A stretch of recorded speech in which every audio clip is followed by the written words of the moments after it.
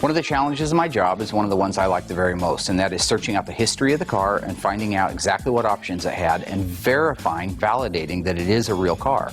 2 years ago, one of my clients sent me a 71 Cuda. It was supposed to be a 426 Hemi, automatic, curious yellow car. Now, they only built about 4 of those cars, so it's real rare. He was prepared to wire the guy $400,000 based on my word. After 2.5 days, I came to the conclusion the car was a complete fraud. It was a very good clone job, and prior to me, 4 other people had passed its inspection. So I saved my client $400,000 that day.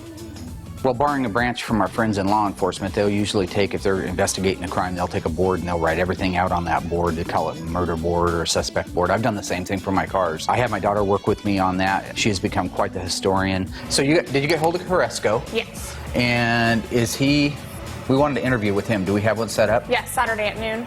The research of a Chrysler muscle car is more important than any other muscle car in the world because so many things that are involved in making it a real, true live car lie in the options. What I have to do is go back and find out what options it started life with. It's very important in order to find that out. In some cases, they're dealer-installed items. I got to go back and talk to the original people who own the car.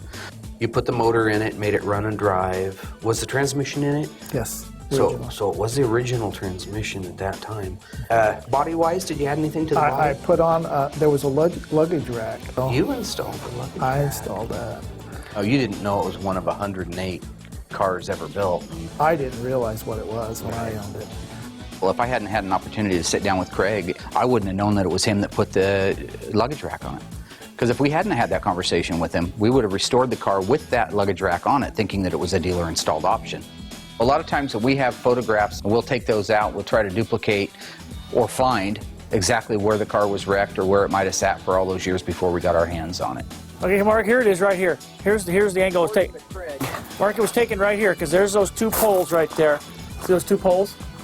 See the 2 poles right here? See them? So in some cases, like with the Cuda, those photos led us back to where the car sat in the storage yard, where the actual accident happened at. He came out of that corner down there. He goes out and passes the truck where it sat at the old man's house for 10 plus years.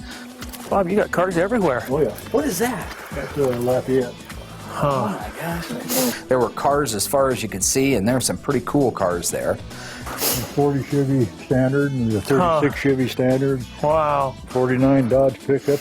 Bob said, yeah, this is where that Cuda sat all those years after the wreck. And I looked down on the ground, and here is this piece of orange twisted up sheet metal. And I'm thinking, no way. Son of a gun, look at that. Almost 30 years. July 5th, 1980. I bend down, I pick it up. It's the lower core support out of the car.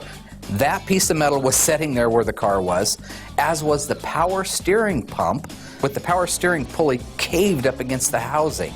So the results of our treasure hunt were a left-hand axle, a power steering pump, and the lower tie bar out of the 71 Cuda. I would consider that a very valuable, worthy day. More than the paint and the bolts and the money, we're breathing life into the past. We're not just restoring cars at Graveyard Cars, we're not. We're bringing back memories, we're reliving the old days. We're reminding people what automotive Americana is, and the fact is that these cars were groundbreaking. The stories that go behind them are even more groundbreaking.